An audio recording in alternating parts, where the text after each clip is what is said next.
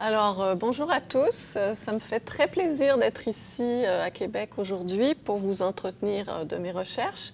Avant de commencer, j'aimerais d'abord remercier votre professeur Renkle, que j'ai enfin la chance de rencontrer aujourd'hui, ainsi que remercier l'Université Laval et le CEFAN pour leur invitation à participer à ce séminaire. En prenant connaissance de la liste des intervenants que vous avez tout au long de la session, j'étais pratiquement jalouse parce que vous avez en fait un éventail très riche de présentations qui vont vous parler de différentes facettes des pratiques langagières, mais aussi des représentations sociales. Donc, je vais commencer. J'ai réfléchi sur le thème de votre séminaire, attribuer un sens, la diversité des pratiques langagières et les représentations sociales. Et j'ai essayé de cadrer ma présentation d'aujourd'hui dans ce grand thème.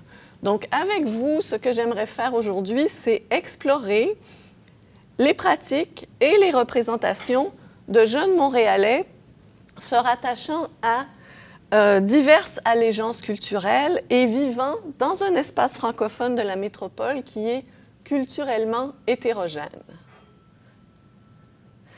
Alors, j'ai établi un plan de la présentation. Ça vous donnera une idée de ce que je vais présenter. Donc, je vais dire quelques mots d'abord sur les recherches sur le français québécois et aussi sur les corpus sociolinguistiques, en particulier ceux qui ont été recueillis à Montréal. Ensuite, je vais vous donner des informations démolinguistiques sur la situation à Montréal. Et enfin, je vais aller au cœur du sujet. Je vais traiter des usages et des représentations en me concentrant sur, si vous voulez, un segment de la population, c'est-à-dire les jeunes Montréalais qui se rattachent à l'immigration. J'aimerais parler avec vous à la fois de l'usage, donc des pratiques langagières, donc comment ces jeunes utilisent les variantes locales qui sont associées au français québécois, mais aussi aborder avec vous la diversité à l'échelle d'un quartier à travers des portraits sociolinguistiques. Donc, on va regarder des portraits de locuteurs et on va s'interroger ensemble sur ce qui les caractérise. Et en conclusion, j'ai prévu discuter de la dynamique sociolinguistique et de l'apport de la diversité culturelle à la recherche sociolinguistique en général. Alors, les recherches sur le français montréalais. Tout d'abord, je pense qu'il faut dire quelques mots sur les recherches sur le français parlé au Québec en général. Et on sait que la recherche linguistique sur le français parlé au Québec s'appuie sur une longue tradition d'études. Alors, j'essayais de mettre quelques noms importants, par exemple Poirier pour le lexique du français québécois, donc un professeur qui a été ici à l'Université Laval, Marie-Hélène Côté qui a travaillé sur la phonologie du français québécois, Claire Lefebvre qui a travaillé sur la syntaxe, Marie-Thérèse Vinet qui a travaillé sur la sémantique du français québécois, et Diane Vincent, qui a aussi fait sa carrière ici à l'Université Laval, qui a travaillé sur l'impact des facteurs pragmatiques sur le français québécois. Alors, comme vous voyez, à l'Université Laval, vous avez une riche tradition d'études sur le français parlé au Québec. Quant à la sociolinguistique, dans tout ça, on peut dire que c'est une sous-discipline ou un domaine de la linguistique. On peut dire que la sociolinguistique a contribué à bien documenter le français local. En particulier, je dirais, le parler qu'on appelle vernaculaire, c'est-à-dire le parler qu'on utilise en situation informelle, quand on est moins en situation tendue. Mais cette quête du vernaculaire, cette quête de l'authenticité du vernaculaire, à mon avis, elle a amené les chercheurs à privilégier des données qui sont relativement homogènes sur le plan culturel. Et je trouve qu'aujourd'hui, c'est le temps de tourner la page et d'ouvrir la recherche sociolinguistique à d'autres segments de la population. Je vais vous parler des corpus de français montréalais. Alors, pour ceux qui ont fait des cours de sociolinguistique, vous avez probablement entendu parler des grands corpus de français montréalais qui ont été recueillis dans les années 1970, 1980 et 1990. Et aujourd'hui, on dispose de nouveaux corpus recueillis plus récemment. Et je vais essayer de montrer comment on peut comment on peut tirer les acquis de la recherche qui a été faite antérieurement et appliquer les connaissances qu'on a aujourd'hui à de nouvelles données. Alors, les corpus sociolinguistiques de français montréalais ont été recueillis vers la fin du 20e siècle. Alors, il y a eu un premier corpus qui a été recueilli auprès de 120 locuteurs montréalais par l'équipe Sankoff-Cedergren en 1971. Cette recherche-là a été très riche. Elle a donné lieu à beaucoup d'études. Et dans les années 1980, Pierrette Thibault et Diane Vincent, toutes deux anciennes étudiantes de l'équipe de Sankoff, sont retournées dans la communauté linguistique, sont retournées auprès des mêmes locuteurs, auprès des 120 locuteurs originaux pour les réinterviewer. Bien sûr, elles n'ont pas réussi à retracer tout le monde, mais elles ont retracé la moitié des locuteurs initiaux. Et elles ont ajouté aussi une douzaine de jeunes pour refléter l'éventail d'âge de la communauté. Et dans les années 95, on a eu le travail de Diane Vincent, Marty Laforêt et Guylaine Martel, qui, elles, ont décidé de se concentrer sur un sous-groupe plus restreint de locuteurs, 14 locuteurs, et de s'intéresser en particulier à leur pratique langagière et à leur pratique discursive. Donc, toutes ces données ont donné lieu à des recherches très riches. L'utilité de ces corpus, si on veut montrer les grands avantages, d'abord, ces corpus nous ont aidés à décrire la grammaire du français parlé dans la communauté. Les corpus nous ont aidés aussi à décrire la variation linguistique selon des facteurs sociaux, par exemple en fonction de l'âge, en fonction des caractéristiques socio-économiques, de la scolarité et du genre, par exemple. Et elles nous ont permis, ces données, de documenter l'évolution de la langue au fil du temps. Alors, j'ai choisi un exemple. J'ai pensé au déclin du R apical. Je me suis dit, on est à Québec. Alors, à Québec, on n'a pas ce R apical qu'on dit le R roulé, qui était un trait traditionnellement associé à Montréal, d'accord? Et Clermont et Cedergren, en utilisant le premier corpus de données, avaient réussi à montrer que les jeunes locuteurs dans les années 70 délaissaient le R apical et que les personnes plus âgées dans les années 70 avaient encore conservé. Donc, elles ont émis l'hypothèse d'un changement en cours dans la communauté. Dans les années 2000, j'ai collaboré avec Gillian Sankoff et on a fait l'étude longitudinale du R. Donc, on est retourné voir dans les corpus de 1984 et 1995 et on a vu que Clermont et Cedergren ne s'étaient pas trompés et que le R apical était vraiment en déclin dans la communauté francophone de Montréal. Donc, beaucoup d'acquis. En même temps, on peut penser que ces anciens corpus-là ne sont pas parfaits parce qu'ils reflètent le parler vernaculaire des Montréalais d'une époque ancienne, mais ne tiennent pas compte de la réorganisation sociale de la ville, entre autres de l'apport linguistique des nouveaux arrivants. Alors, de nouvelles questions se posent. On peut se demander quels sont les effets de ces changements sociaux sur la dynamique des langues au Québec et plus particulièrement à Montréal et également sur l'usage du français. Si on réfléchit à la situation montréalaise, on voit que Montréal a été confronté à différents types de pressions sociales au cours des 30 dernières années. J'en nommerai que deux. Tout d'abord, une plus grande mixité sociale qui est liée à un phénomène de gentrification dans certains quartiers, d'embourgeoisement de certains quartiers. Par exemple, aujourd'hui à Montréal, si on veut s'acheter un appartement, c'est beaucoup plus cher que dans les années 70. Et certains quartiers qui étaient traditionnellement des quartiers ouvriers sont en train de se gentrifier. Donc, il y a des changements importants au niveau de la mixité sociale. Et l'autre point sur lequel je voudrais réfléchir avec vous aujourd'hui, c'est aussi le fait qu'on a une plus grande mixité culturelle qui est liée à l'immigration. d'une part, c'est lié aux retombées de la loi 101. On sait que depuis la promulgation de la loi 101, les nouveaux arrivants fréquentent maintenant le réseau scolaire francophone, ce qui n'était pas le cas avant la loi 101. D'accord? Donc, il y a eu un changement dans les écoles, en particulier à Montréal. Et l'autre effet, c'est l'effet du contexte de mondialisation ambiant, qui fait que les mouvements de population sont de plus en plus fluides, non seulement à Montréal, mais à l'échelle globale dans les grandes métropoles. Si on regarde des chiffres, par exemple, ici j'ai mis un tableau sur la langue parlée le plus souvent à la maison. Alors on voit par exemple les chiffres que vous connaissez peut-être sur le Québec, donc c'est à partir du recensement de 2011. On voit qu'au Québec, dans la province de Québec, 81% des gens déclarent le français comme langue parlée le plus souvent à la maison.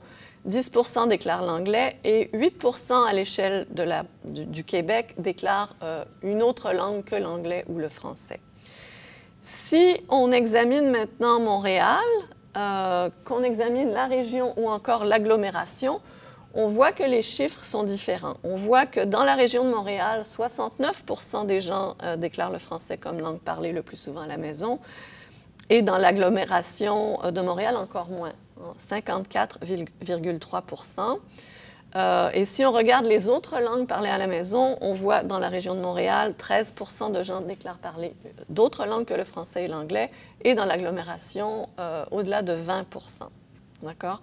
Ici, vous avez une carte de la concentration des immigrants à Montréal. C'est une carte qui date de 2006, mais j'imagine que les zones sont peut-être encore plus accentuées aujourd'hui. Je n'ai pas réussi à trouver la carte de 2011. Quelques mots sur les études antérieures qui portent sur d'autres grandes métropoles. Alors, il y a des travaux sociolinguistiques récents qui portent sur les grandes métropoles, que ce soit Toronto, Paris ou Londres, d'accord? On a un intérêt en sociolinguistique pour documenter les phénomènes urbains.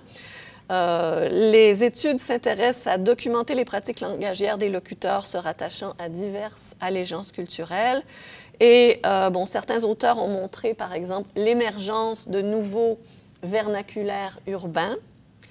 Par exemple, Susanna Fadjal, en 2010, qui a travaillé sur Paris, a réussi à démontrer l'émergence de nouveaux parlers vernaculaires urbains. On voit aussi, selon certains auteurs, par exemple Maria Sekova, la documentation de formes émergentes, donc de nouvelles formes qui se diffuseraient dans la communauté linguistique. Et finalement, il y a des auteurs qui s'intéressent au rapport entre l'ethnicité et la variation sociolinguistique, d'accord? Un aspect qui était parfois mis de côté dans les études antérieures. Alors, la situation montréalaise, bon, on peut s'interroger sur ce qui se passe à Montréal. Aujourd'hui, je vais vous parler de deux études que j'ai faites en collaboration. D'abord, une étude sur les perceptions et les usages, qui relate ce qui se passe au niveau de traits du français québécois en fonction des générations de l'immigration. Et deuxièmement, une deuxième étude qui est plus récente et encore préliminaire, je vais vous présenter des portraits sociolinguistiques de jeunes adultes de la seconde génération de l'immigration. Et on va examiner ce qu'ils présentent comme leur répertoire linguistique déclaré. Et on va regarder ce qu'ils disent aussi sur leurs propres pratiques langagières, entre autres sur le rapport entre la langue française et les autres langues sur le territoire urbain, et aussi ce qu'ils disent en ce qui a trait à la variation linguistique à l'échelle locale.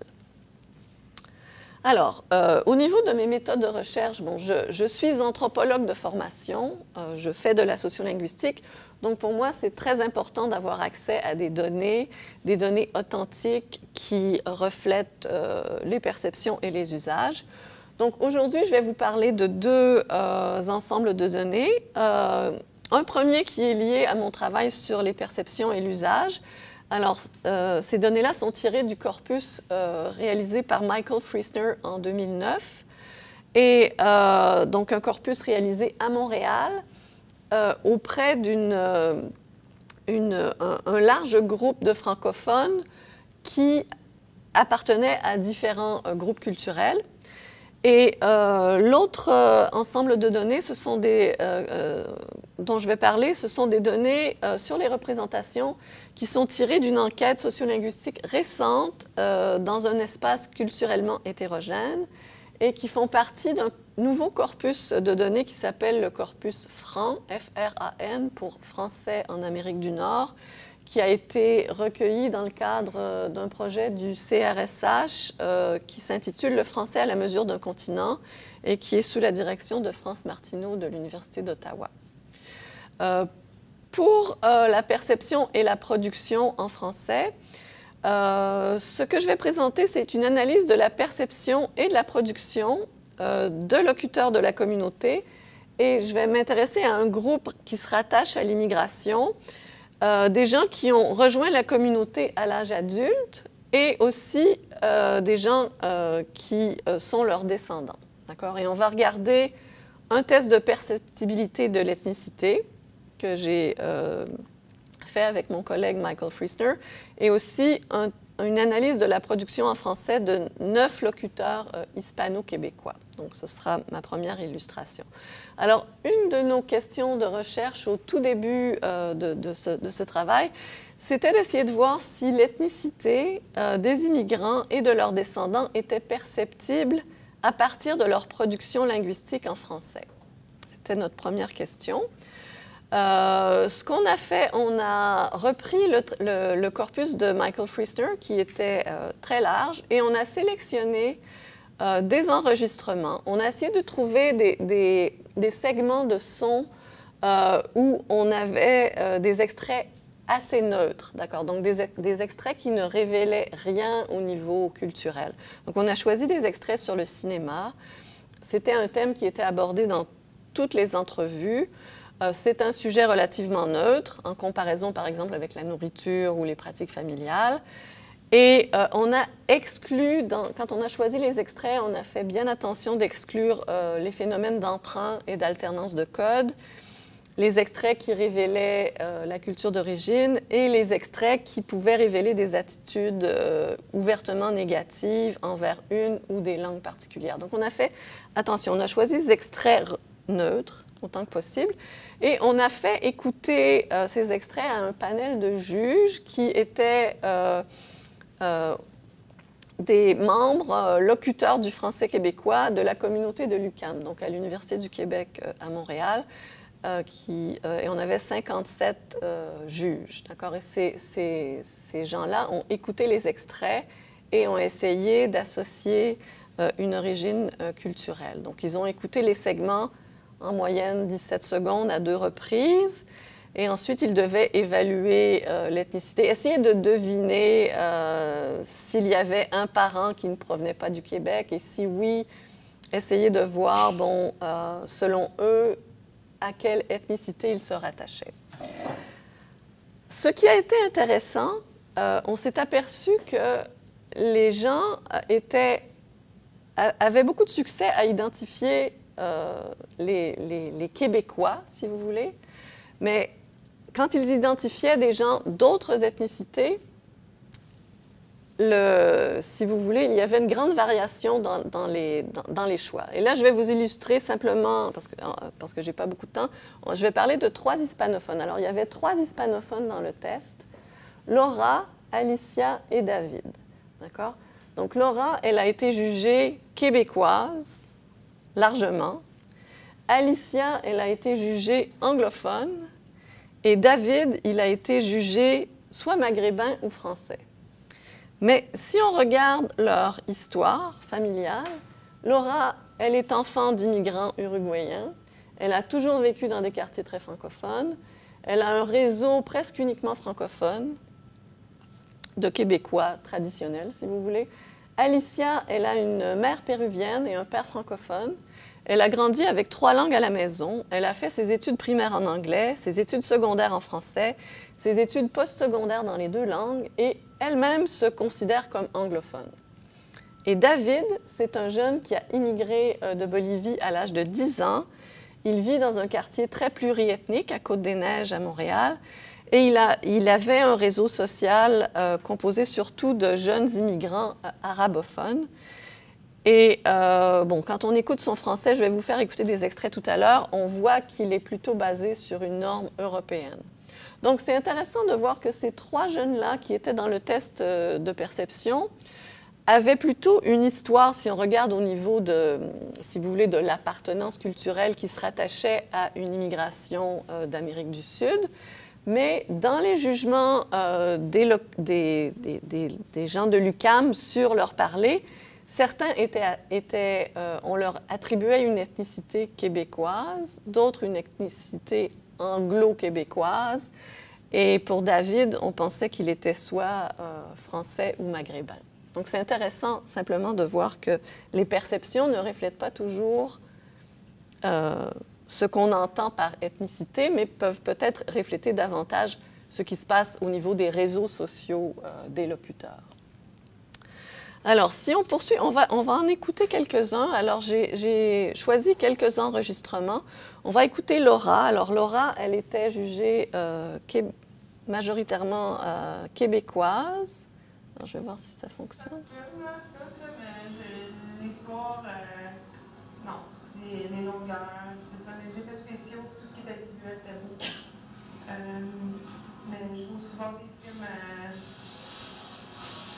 un peu plus de répertoire, comme je sais pas si tu connais, le petit peu personne.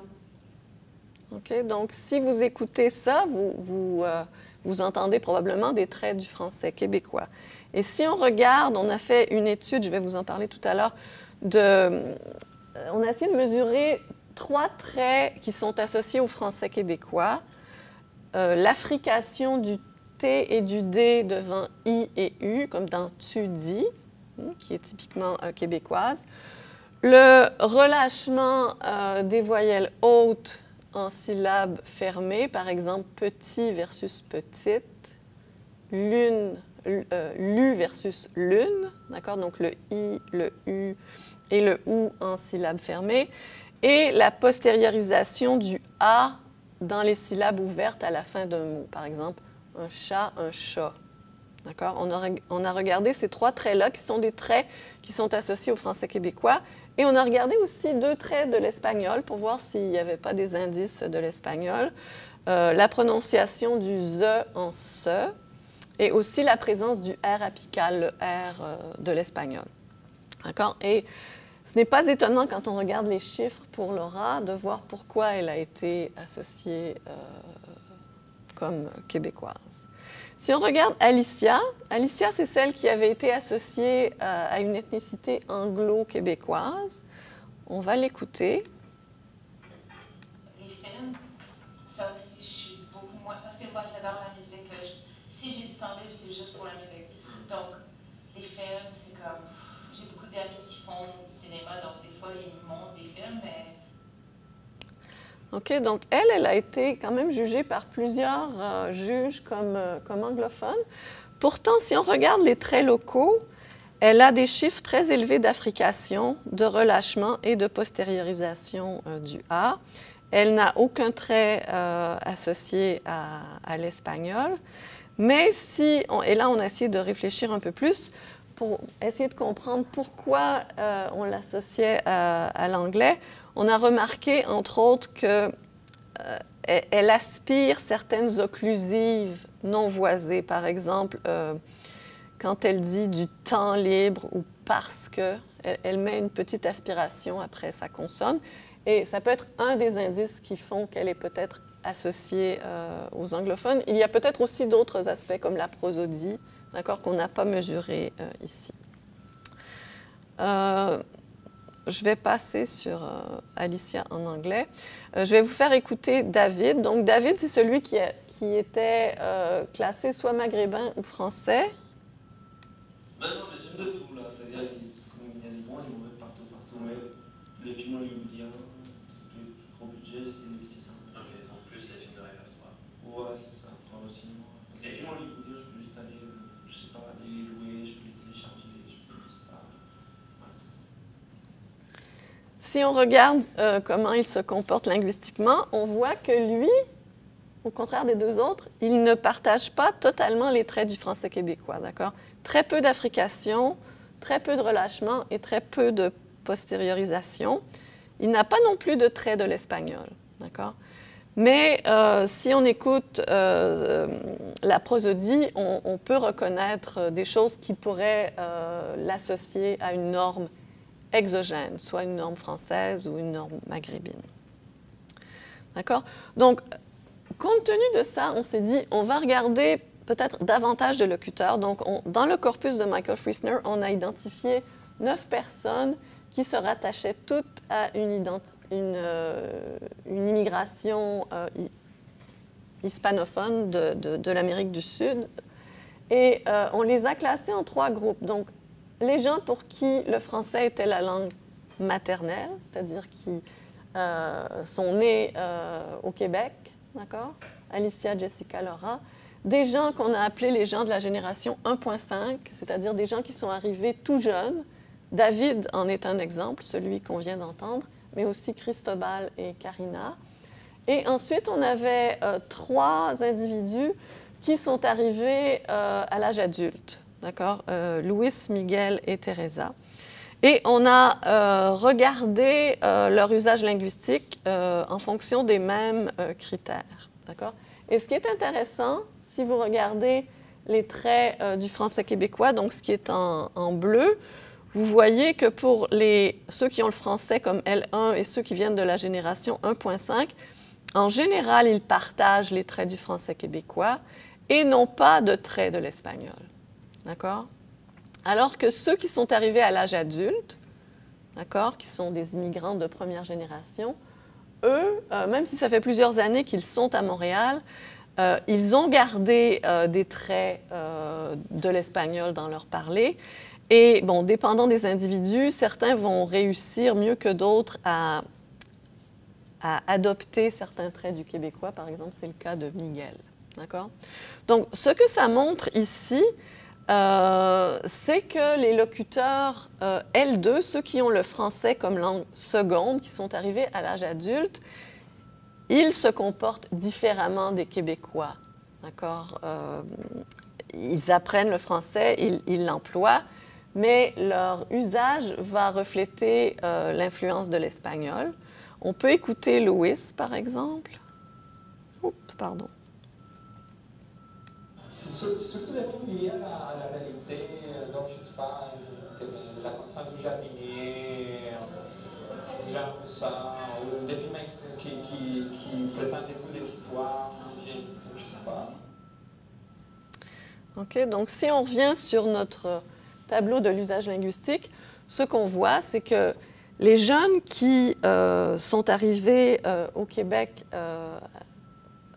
enfants, d'accord, ou ceux qui sont nés au Québec, vont apprendre le français en contexte et vont partager tous les traits du québécois et aussi les traits qui sont typiques de leurs réseaux sociaux. Alors, si on pense à David, le jeune qui parlait un peu à la française ou comme les Maghrébins, si on regarde son réseau social, on voit que dans son groupe d'amis, il a beaucoup d'amis, des jeunes Maghrébins dans Côte-des-Neiges, etc. Et c'est vraiment ça qui va modeler son usage davantage que son origine ethnique. D'accord? C'est vraiment son réseau social. Et par contre, pour les gens qui sont arrivés plus tard, on a l'effet de l'âge critique de l'acquisition qui fait qu'on garde l'influence de sa langue maternelle. Moi, j'ai émigré aux États-Unis, j'ai encore mon accent québécois. D'accord? Ma fille ne l'a plus. D'accord? Donc, voilà. Alors, ça, c'était pour la première illustration. La deuxième illustration, c'est à partir de notre enquête de terrain qui a privilégié une approche contrastive de 2 espaces sociolinguistiques francophones. Donc, on a dans le grand corpus franc du projet « Le français à la mesure d'un continent », pour Montréal, on a choisi 2 quartiers qui se situent dans la zone francophone, donc à l'est. Ici, j'ai mis la carte. Donc, le quartier Hochelaga-Maisonneuve, qui est un quartier bien connu à Montréal, qui a une profondeur historique et qui était traditionnellement un quartier ouvrier. Et on a choisi aussi des zones plus au nord, mais quand même à l'est, qui représentent une zone francophone où on a davantage de mixité culturelle. Alors, on va travailler aujourd'hui ensemble sur le corpus Saint-Michel-Montréal-Nord, celui où on a une plus grande mixité culturelle. C'est un quartier francophone, mais qui a été marqué par plusieurs vagues d'immigration. Une vague d'immigration italienne dans les années 50 et plus récemment une vague d'immigration haïtienne et maghrébine. Et dans ce quartier-là, on a choisi de construire un échantillon culturellement stratifié en incluant des locuteurs de toute origine. D'accord? Alors, les critères de recrutement pour construire notre corpus, il fallait que les gens soient résidents du quartier depuis au moins 5 ans, qu'ils aient grandi dans la Grande Plaine de Montréal et qu'ils aient été scolarisés majoritairement en français. Ensuite, on a recueilli des données. Donc, c'était un guide d'entretien semi-dirigé, donc assez libre. C'était sous forme de modules qui traitaient de différents thèmes. Et on a abordé l'enfance, la vie de quartier, la famille, les amis. Mais ce dont je vais vous parler aujourd'hui, c'est des questions qu'on a abordées qui traitaient de la langue. Donc, le thème de la langue était abordé à la fin des entretiens. D'accord? Et on avait toute une série de questions. Ici, j'en ai mis certaines en vert parce que je vais en parler un peu plus, mais on avait toutes sortes de questions sur la langue abordées vers la fin. Par exemple, dans votre quartier, quelles sont les langues qui se parlent? As-tu l'impression que tout le monde parle français de la même façon à Montréal ou s'il y a des différences? Donc, il y avait différents types de questions qui pouvaient donner lieu à l'émergence des représentations des locuteurs. Alors, on va regarder justement ces représentations, d'accord? Donc, pour cette partie-là, on s'intéressera moins à l'usage linguistique, mais davantage à ce que les locuteurs disent de leur parler, d'accord?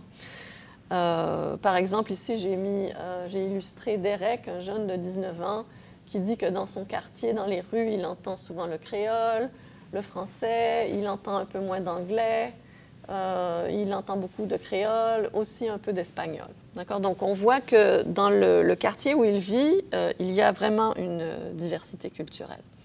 Alors, on va parler de 4 jeunes, donc Derek, 19 ans, Linda, 18 ans, Fabiola, 18 ans et Anne, 19 ans. Et j'ai choisi un locuteur témoin qui est plus âgé, simplement pour vous donner un point de comparaison. Alors, Wilfrid, qui lui a 54 ans, qui est né en Haïti, qui est arrivé très jeune à Montréal dans les années 60 et qui a un réseau canadien-français et qui ne s'identifie pas nécessairement à la communauté haïtienne de Montréal et qui semble regarder la diversité d'un point de vue externe. D'accord? Donc, lui, on va le garder comme locuteur témoin. Les jeunes, Linda, par exemple, elle a 18 ans, elle est étudiante au cégep, elle est d'origine marocaine du côté paternel et maternel. Elle vit dans le quartier Saint-Michel depuis 10 ans. Son répertoire linguistique, elle déclare qu'elle parle français et anglais et qu'elle se débrouille en arabe. Elle observe que les Maghrébins de son quartier parlent français la plupart du temps et très peu arabe. Et elle note que beaucoup de Montréalais parlent 2 langues, mais elle dit qu'il est rare qu'ils maîtrisent vraiment l'anglais. Ça, c'est vraiment ses représentations du répertoire, son répertoire à elle et ce qui se passe dans son quartier. Maintenant, Derek, lui, il est étudiant au secondaire. Il est d'origine haïtienne du côté maternel et d'origine dominicaine du côté paternel. Il vit avec son père dans le même quartier et sa copine est d'origine haïtienne. Au niveau de son répertoire linguistique, il déclare avoir été en contact avec 4 langues, le créole, le français, l'espagnol et l'anglais, dès l'enfance. Et il dit qu'avec ses amis, il parle français et un peu de créole. Et au niveau du quartier, il observe qu'il entend généralement le français, souvent le créole, de temps en temps l'espagnol et moins d'anglais. Et il dit aussi que plusieurs habitants parlent au moins 2 langues. Mais ici encore, quand il parle de bilinguisme, ce n'est pas nécessairement français-anglais, c'est vraiment français-créole ici dans son cas. Fabiola, 19 ans, étudiante à l'éducation pour adultes, elle est d'origine haïtienne, elle habite avec ses parents dans le quartier. Son répertoire linguistique, elle déclare des compétences en français, en créole haïtien et en anglais. Elle dit qu'elle parle créole avec la famille, qu'elle a des conversations en français et en créole simultanément. Et quand elle parle des langues dans le quartier, elle liste le français, ensuite l'arabe et le créole à égalité. Mais encore une fois, ce n'est pas l'anglais qui ressort dans ce quartier-là, du moins. Finalement, Anne, elle est d'origine algérienne, kabyle du côté de son père et française d'Algérie du côté maternel. Elle habite aussi avec ses parents et elle déclare des compétences en français et en anglais et un peu d'espagnol. Elle dit qu'elle ne connaît pas l'arabe et exprime un malaise à ne pas pouvoir l'utiliser. Elle dit que sa sœur plus âgée parlait le kabyle lorsqu'ils sont arrivés au Canada et elle observe qu'on mélange souvent l'arabe et le créole haïtien quand on parle français. Finalement, Wilfrid, bon, j'en ai parlé brièvement, origine haïtienne du côté paternel et maternel, arrivé à Montréal en 1963 à l'âge de 3 ans. Lui, il n'a pas grandi dans Ville-Saint-Michel, il a grandi dans un quartier adjacent et il a travaillé comme journaliste et maintenant il vit dans un quartier un peu plus éloigné, le quartier Outremont. Alors, on va l'écouter.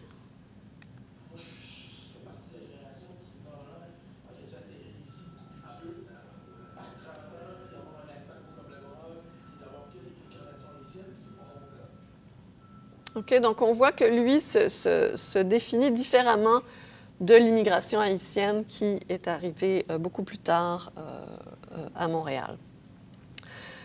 Au niveau de son répertoire individuel, il déclare le français, l'anglais. Il dit qu'il a une base en espagnol et une connaissance passive du créole. Et il attribue son accent très québécois au fait qu'il soit arrivé très jeune à Montréal avant les premières vagues d'immigration. D'accord? Je n'ai pas suffisamment de temps, je ne vous ferai pas entendre celui-là. Ce qui est intéressant chez Wilfrid, c'est qu'il explique dans son discours qu'il pratique une accommodation langagière, une accommodation linguistique, c'est-à-dire qu'il s'adapte selon à qui il parle. Il s'adapte selon l'origine géographique. Il dit, par exemple, quand je parle avec ma sœur en France, je ne parle pas de la même façon que quand je parle avec ma mère. Quand je parle avec ma mère, j'ai un petit accent créole. Et aussi, il parle de l'adaptation selon l'origine sociale. Il dit qu'il peut monter ou descendre son niveau de langage s'il parle à quelqu'un dans son quartier. Les jeunes, maintenant, on va passer un peu plus de temps chez les jeunes. Alors, Fabiola, elle aussi, parle de l'accommodation linguistique. Alors, on va écouter le premier extrait. Pardon.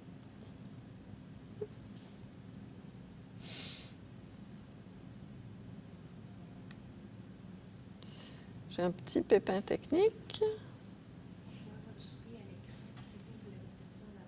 Ah, OK. Oui, c'est plus facile.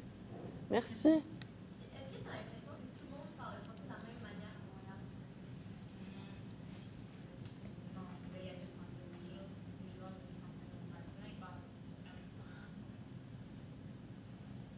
Donc, elle parle du joual et du ce qu'elle appelle le français normal. Et dans le deuxième extrait,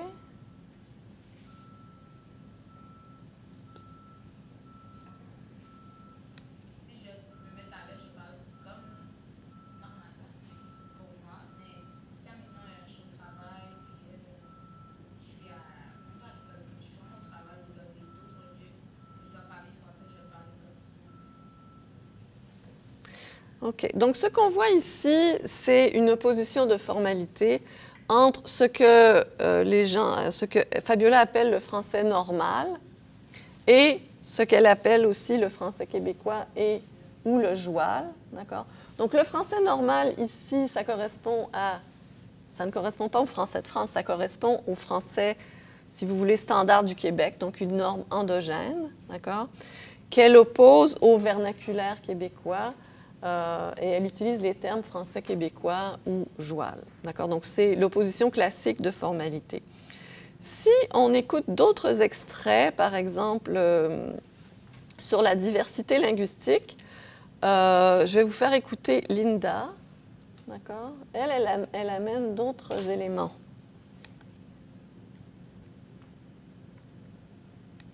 Est-ce que tu as l'impression que tout le monde parle français de la même façon à Montréal? C'est quoi la différence qu'ils sont là?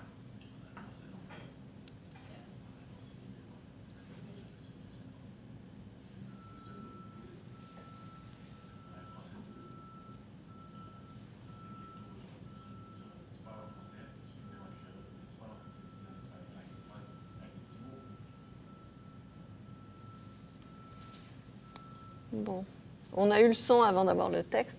Donc ici, c'est Derek. Je crois que j'ai raté la précédente.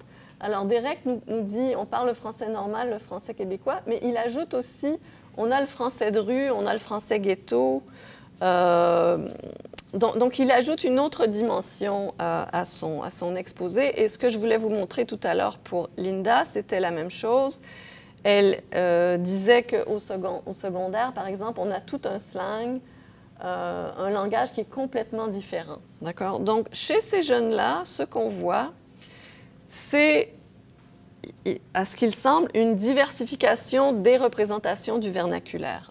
Donc, ils voient, bien sûr, ce qu'ils appellent le français normal, qui est le français qu'on leur apprend à l'école, le français de référence. Mais ils semblent, en particulier chez les jeunes, faire une distinction entre ce qu'ils appellent le français québécois ou le joual, donc un vernaculaire plus traditionnel, d'accord, qui a été décrit dans les études anciennes sur le français québécois. Mais les jeunes parlent beaucoup de langue mixte, langue de rue, langue de ghetto, slang des jeunes. Donc, ce qu'ils semblent dire, c'est qu'il existe dans les pratiques un vernaculaire émergent et que ce vernaculaire émergent-là est distinct dans leur représentation du vernaculaire traditionnel. D'accord?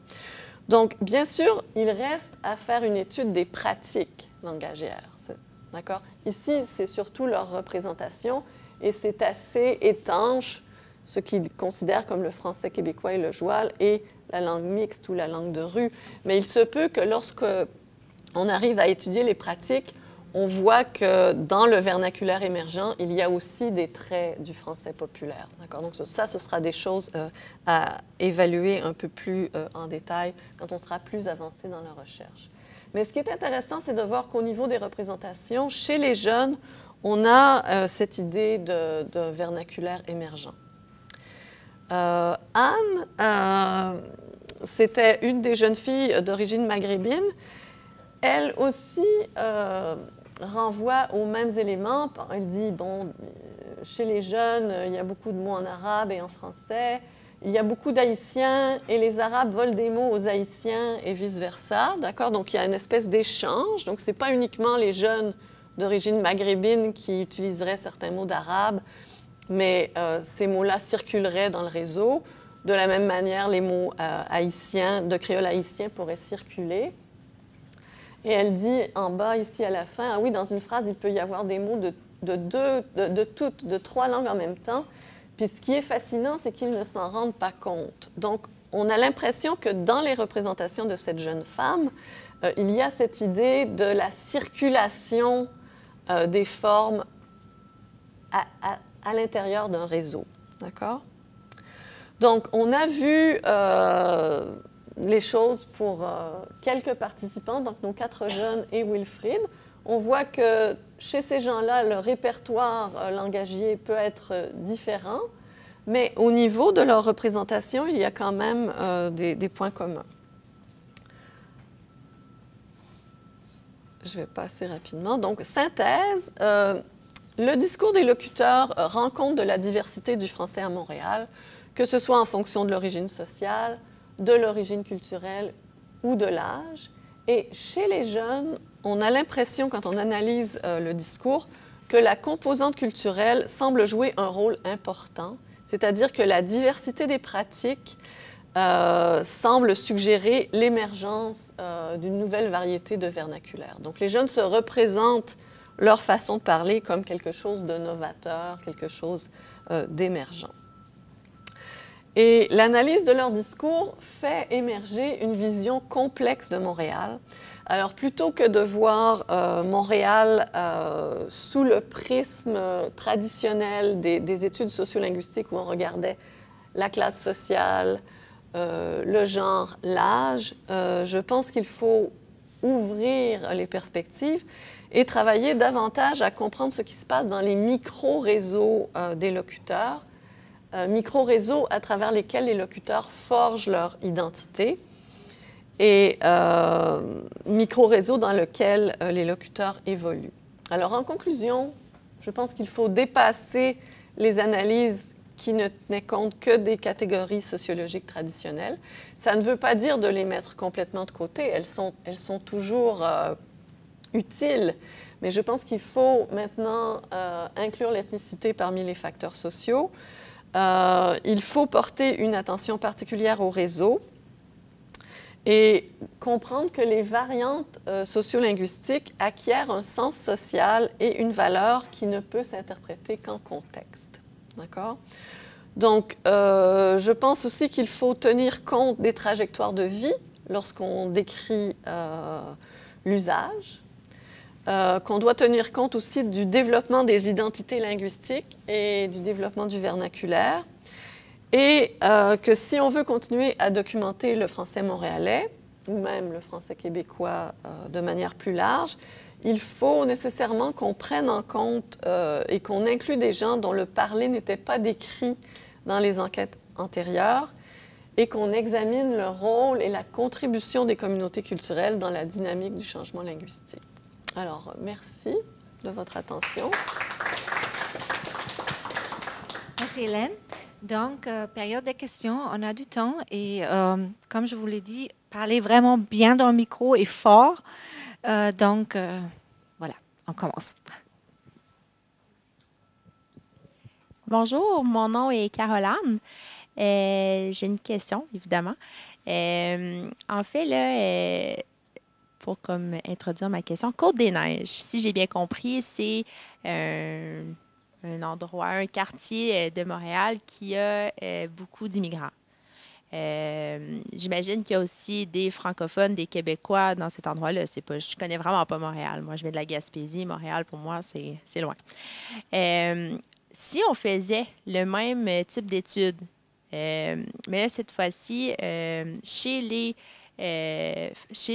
Québécois francophones, pour évaluer un peu leur idée de, quelles langues qui sont parlées ou quoi que ce soit, je suis pas mal consciente que les réalités sont différentes peut-être d'une personne à une autre, mais est-ce qu'on aurait les mêmes résultats, selon vous? Je veux dire, si la personne parle français et anglais, est-ce qu'elle va être capable de détecter, peut-être c'est pas une affaire d'être capable ou non, mais en tout cas, je ne sais pas si vous comprenez ma question. Je comprends très bien. C'est une très bonne question. Je ne suis pas certaine de comprendre ma question, Et moi. non, mais c'est entre autres pour ça qu'on a choisi 2 quartiers différenciés. On s'est dit, on va regarder Montréal, mais bon, vous savez maintenant que pour faire de la recherche, il faut demander des budgets, puis les budgets sont plus ou moins gros. D'accord? Donc, on ne pouvait pas faire une grande étude comme Sankoff et Cedergren avaient fait dans les années 70. On était plus limité, donc on s'est dit, qu'est-ce qu'on fait? On va travailler sur 2 quartiers. Et on va travailler dans la zone francophone parce que, on travaille sur le français, mais il y aurait plein de choses à faire intéressantes dans le West Island à Montréal. Si quelqu'un veut faire une thèse de doctorat, vous m'écrivez, d'accord? Donc, on a choisi de travailler dans l'Est et on a choisi Hochelaga, qui est un quartier traditionnellement plus francophone, où il y a de l'immigration. C'est pas totalement homogène, mais c'est plus homogène. Et on avait aussi Ville-Saint-Michel, le quartier dont j'ai parlé, plus au nord, qui est assez mixte au plan culturel, mais qui n'est pas aussi mixte que Côte-des-Neiges. Parce qu'à Côte-des-Neiges, on se disait, ça aussi, ça serait intéressant. On aurait voulu tout faire. On aurait voulu faire tous les quartiers, mais Côte-des-Neiges, ça posait d'autres problématiques parce qu'il y avait tellement de diversité que c'était plus difficile d'échantillonner. Donc, on a simplement mis ça de côté pour plus tard. D'accord? Donc, on travaille sur ces 2 quartiers-là. Et les questions que j'ai abordées ici, en illustrant les représentations de ces jeunes qui se rattachent à l'immigration, on a posé les mêmes questions à tout le monde. Donc, dans Hochelaga Maisonneuve, on a aussi les mêmes entretiens, avec les mêmes questions, avec des locuteurs qui sont peut-être moins en contact avec d'autres langues. D'accord? Et probablement, la question que vous posez est juste. Je pense que la perception qu'on a ou les représentations qu'on se fait des pratiques langagières, elles sont vraiment liées à notre réseau social. Donc, quelqu'un, par exemple, qui interagirait moins avec des gens d'origine culturelle diverse, verrait probablement qu'à Montréal, oui, il y a toutes sortes de langues, mais ne l'aurait pas nécessairement intégré dans leur propre réseau, ce qui pourrait donner des représentations différentes.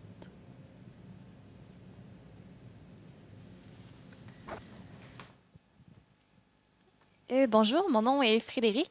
En fait, j'ai deux questions qui concernent plus la première partie de votre présentation, donc sur l'ethnicité.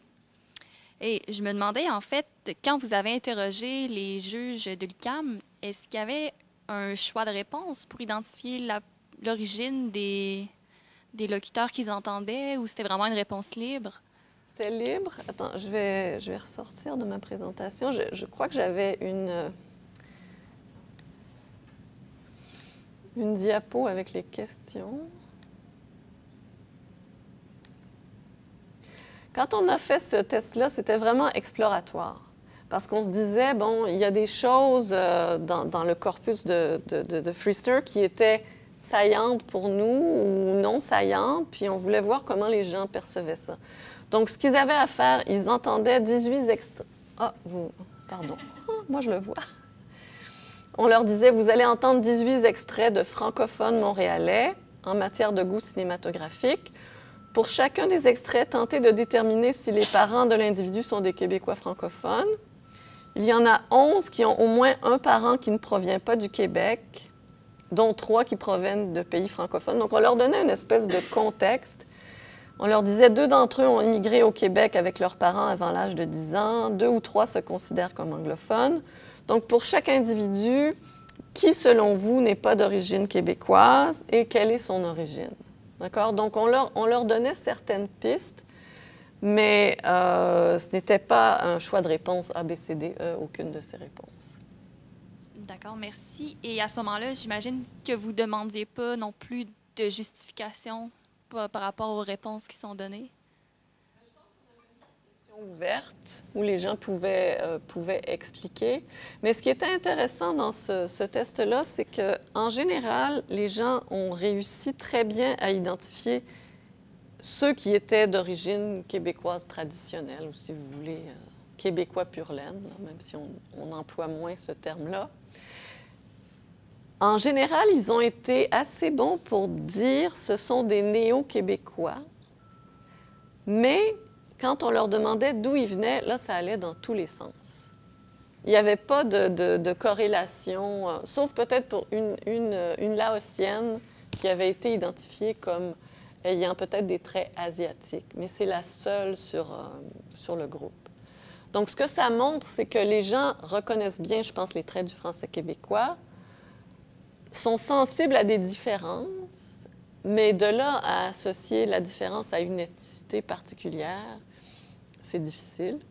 Même pour des chercheurs, même pour nous, c'est difficile. Mais pour nous, c'était intéressant de voir, par exemple, pourquoi les locuteurs ont considéré Alicia anglophone ou pourquoi David a été considéré maghrébin, alors que si on regarde leur histoire familiale,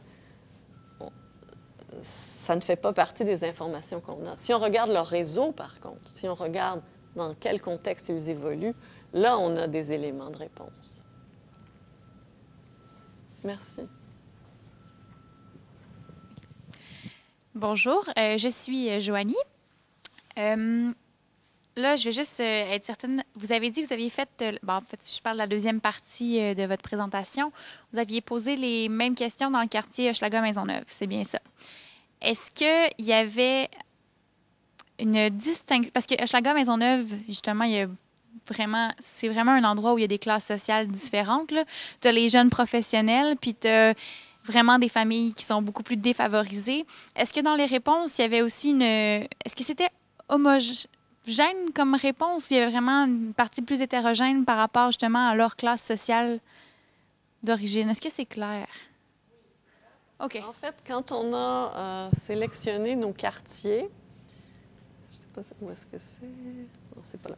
Quand on a sélectionné nos quartiers, c'était cette dimension-là qui nous intéressait. On se disait que Hochelaga-Maisonneuve, c'est un quartier qui est traditionnellement ouvrier, qui a subi...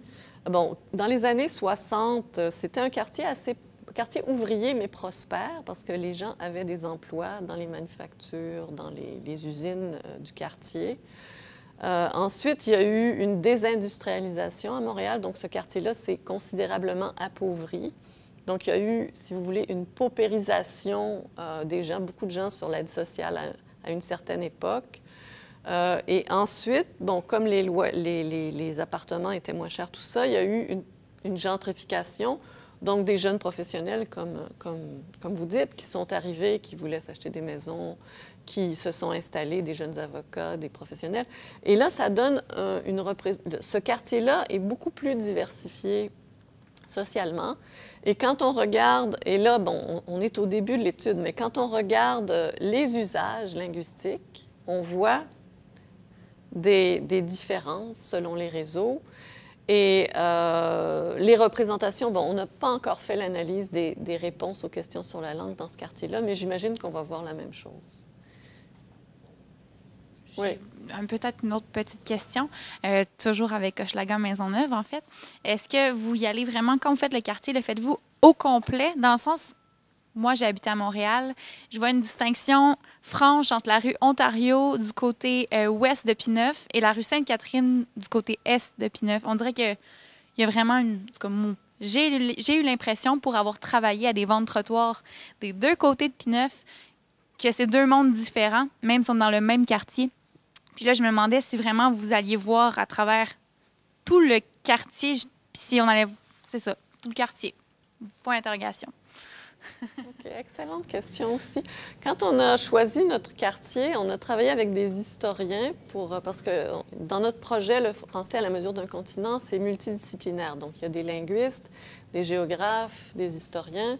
Et les historiens nous disaient il faut qu'un des quartiers soit un quartier avec une profondeur historique. Donc, on a choisi Hochelaga pour ça.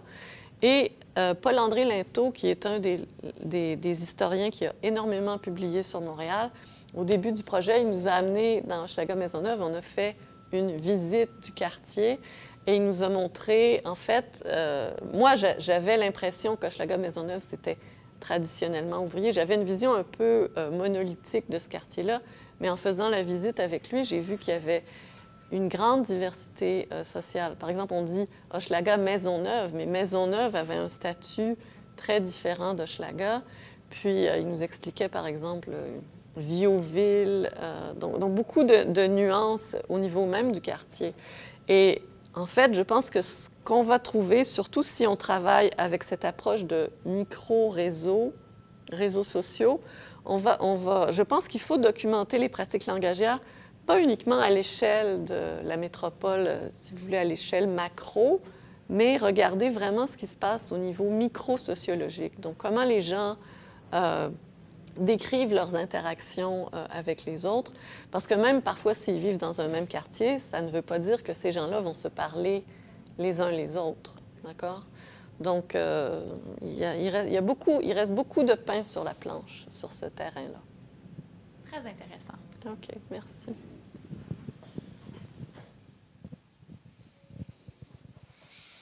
Oui, bonjour. Moi, c'est Samuel. Ça fait plaisir de ne plus être le seul anthropologue de formation dans la salle, comme d'habitude. C'était pas ça ma question. Je me demande comment tout cela, parce que c'est... ma famille, c'est des anglophones de Montréal, puis à chaque fois que je rentre là, il me parle du fait que, les quartiers... qu'on entend l'anglais ou le français ou d'autres langues, parfois là où il y a une dizaine, vingtaine d'années, historiquement parlant, on s'attendait à attendre autant d'anglais outre-Mont, autant de français à Westmount, des choses comme ça pour citer ces exemples-là. Je me demande, est-ce que, ça serait peut-être intéressant, ça serait peut-être notre projet de De comparer, je sais pas, Saint-Michel avec, je sais pas, Saint-Léonard ou Outremont, ou bref, de voir comment, avec la perspective historique dont vous venez de parler, comment est-ce que, si les quartiers ont changé, comment est-ce que le portrait qu'on dresse a évolué avec le fil du temps. Vous avez dit, vous avez interrogé les personnes qui étaient là, dans ce quartier-là, depuis un certain temps. Ça serait peut-être quelque chose de complémentaire, mais je ne sais pas si vous l'avez abordé dans l'étude, mais pas dans la présentation. Juste une question, pas un reproche, loin de là, juste, je serais curieux. Oui, c'est-à-dire que les anciens corpus qu'on a, les corpus des années 70, 80, nous donnent une matière première pour regarder ce qui s'est passé à travers le temps. D'accord? Donc, parce que, par exemple, dans le corpus de 1971, il y avait des questions sur la langue. Okay?